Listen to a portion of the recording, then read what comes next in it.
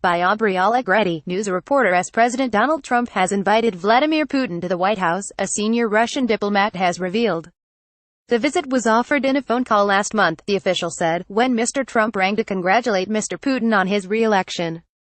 But their governments did not have time to arrange details before the U.S. expelled 60 Russian diplomats following the Salisbury poisoning, they revealed. Moscow's ambassador to the U.S. Yuri Ushakov made the claims on Monday, adding he hoped for a serious and constructive dialogue between the two countries. White House Press Secretary Sarah Huckabee Sanders confirmed Mr. Trump invited Mr. Putin to Washington during the call. But she stressed the White House was among a number of potential venues discussed as a location for the bilat.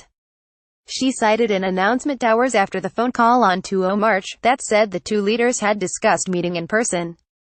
Image, John McCain said the president insulted pro-democracy campaigners. Ms. Huckabee Sanders told reporters, as the president himself confirmed on March 20, hours after his last call with President Putin, the two had discussed a bilateral meeting in the not-too-distant future at a number of potential venues, including the White House. Some politicians from Mr. Trump's Republican Party had criticized him for making the congratulatory call to Mr. Putin.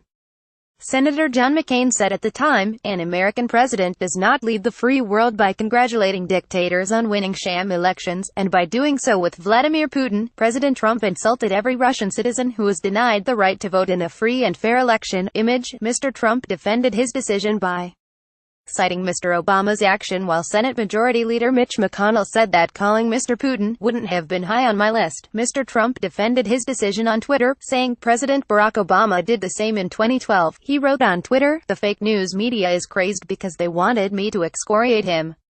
They are wrong. Getting along with Russia and others is a good thing, not a bad thing." During the call, Mr. Trump did not raise Russia's suspected involvement in the poisoning of the former spy Sergei Skripal and his daughter in Britain, which happened 2 weeks earlier.